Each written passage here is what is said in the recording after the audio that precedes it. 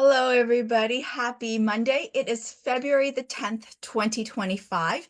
And so I've got a really exciting topic to talk to you guys about today. So we will get right into today's session. So welcome to Money Matters. I am your host, Hung Lu. And today we're going to be talking about Airbnb arbitrage. And if you don't know what that is actually a common strategy within real estate that people have been doing in different parts of Canada and in the US, and overseas. So it's not just a Canadian strategy. Now, just a preface before we get into it though, I don't do the strategy. This is not a strategy that I particularly like. Okay. So, and I'll share with you why I don't like it, but for some people it works. It's a strategy that they're doing. And so I've known about this, when I was in Edmonton, there was a contact there that was very successful in it. And then a few other people like in Vancouver, I know that are pretty successful in it. But at the end of the day, even with that, I still don't like this strategy. So I will share that with you. Okay, so before we get into the Airbnb arbitrage, which is also short-term rental, like we don't need to label it with the brand name Airbnb. It could just be short-term rental arbitrage.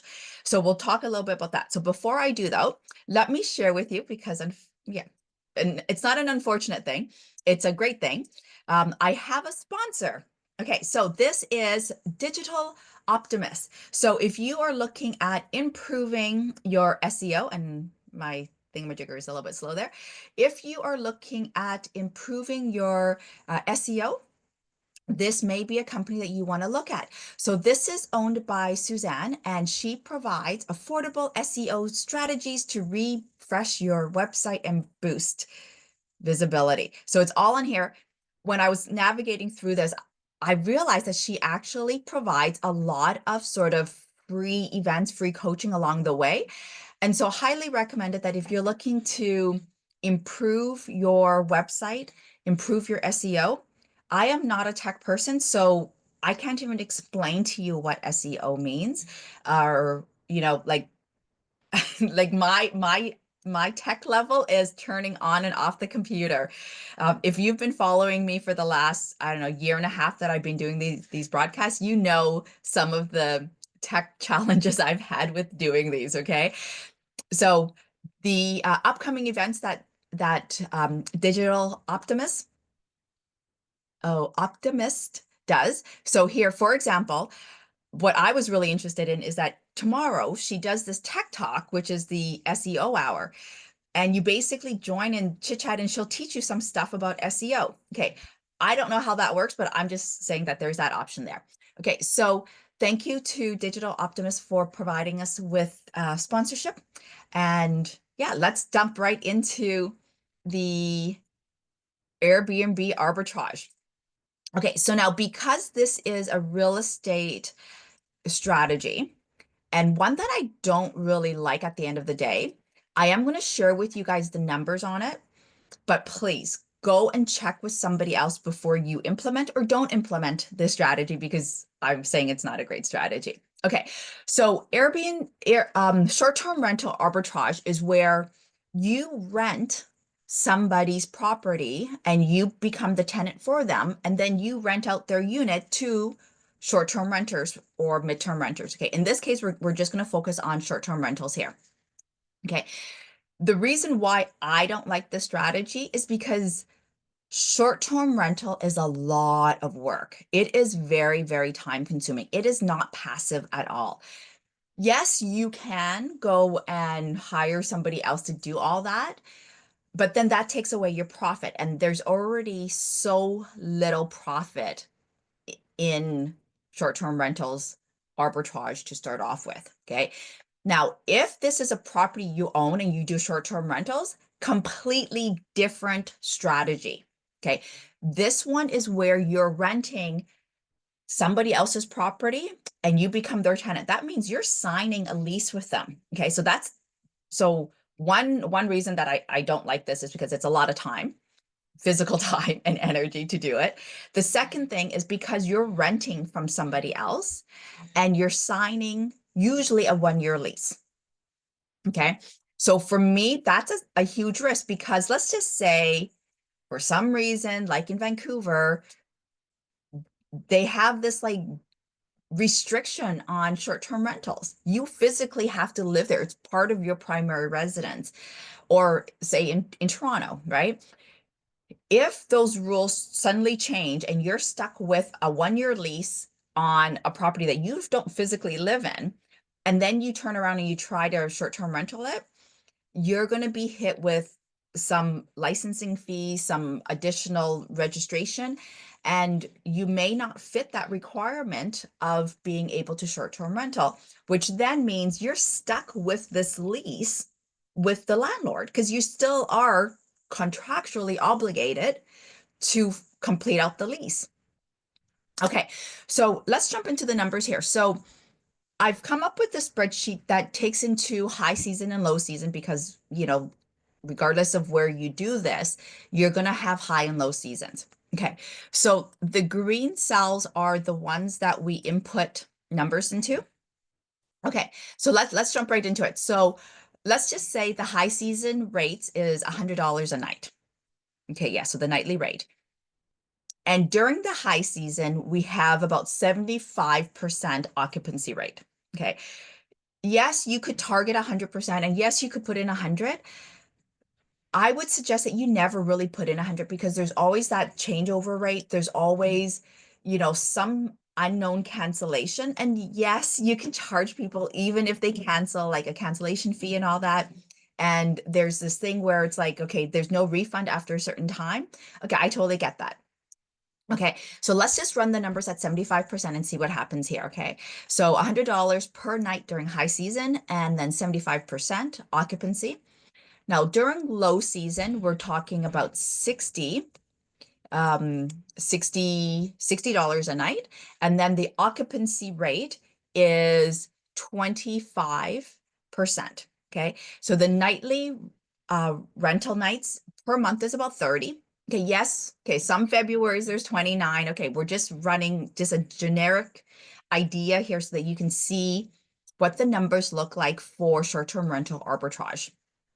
Okay, so the high season time frame is $1,875 in profit, or sorry, net revenue. Okay, we haven't talked about expenses yet, so we'll cover that in a bit.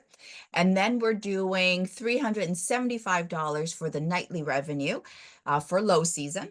So in total, so not yet. So here in total, we're going to make about $2,250 from the high and from the low season, okay? So then we go here and we say, okay, the rent. This is the amount of money we have to pay to somebody for renting their unit or their house or whatever it is that we're renting from them. This is, let's just say $4,000 a month. Okay, so I'm talking like Toronto, Vancouver here. If you're in Edmonton, okay, maybe, or Calgary, maybe not so much, unless you're doing like a really nice house. Then you could be up to closer to the, 3,000-4,000 bucks. Okay, so the total cost, expenses. So this is your monthly expenses, your consumables, your cleaners, okay, expenses.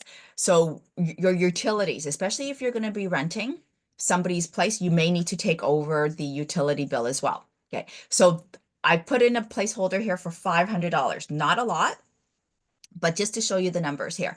So my total cost per like my total cost in total is going to be, let's see here, 4,000.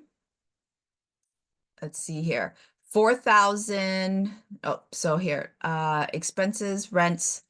Okay, so total cost is my rents minus my expenses. Okay, so my total cost. Hold on. So it should not be that. It should be the 4,000 plus my expenses. So this should be number 10 here.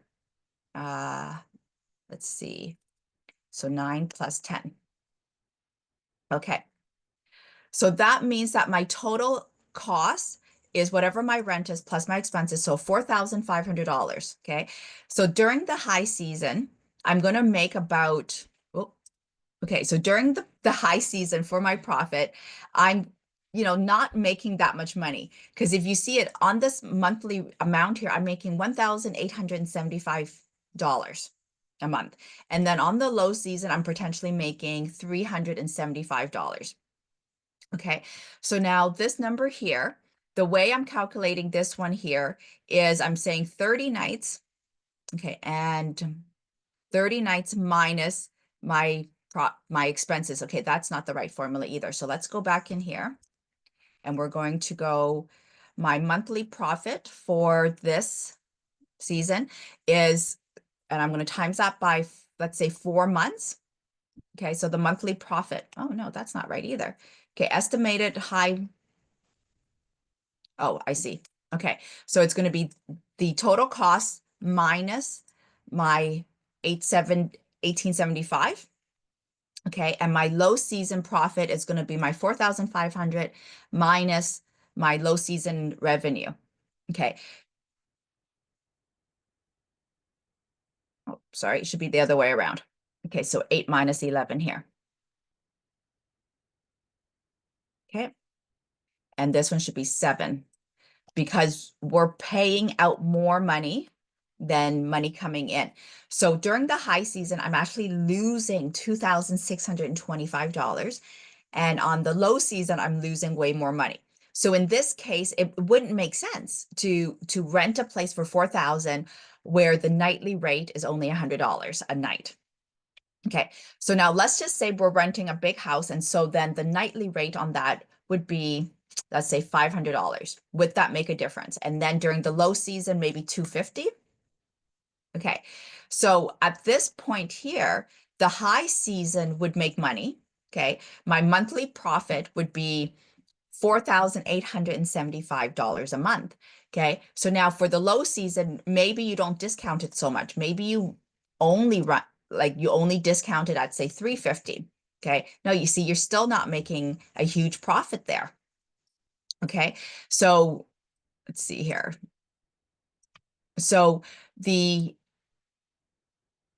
your monthly profit is whatever your total expenses is, which is the rents that you're paying for the landlord to the landlord, plus all your expenses. And here we're using very low expenses, minus the profit that you made from all the rental, right? So your number needs to be higher. So in this case, we really need to be closer to like, are we closer to the 4? Oh, you know why? Because the occupancy rate is low as well. That's why, because we've got that at 25%. That's why. Okay. So the monthly revenue is based on the amount that we're charging, but then we're also accounting for the low occupancy during the low season here. So you could charge less and then try to increase your occupancy rate. So let's say we increase this to 50%. Okay, here we're making money now. Okay, now are you realistically going to get 50%?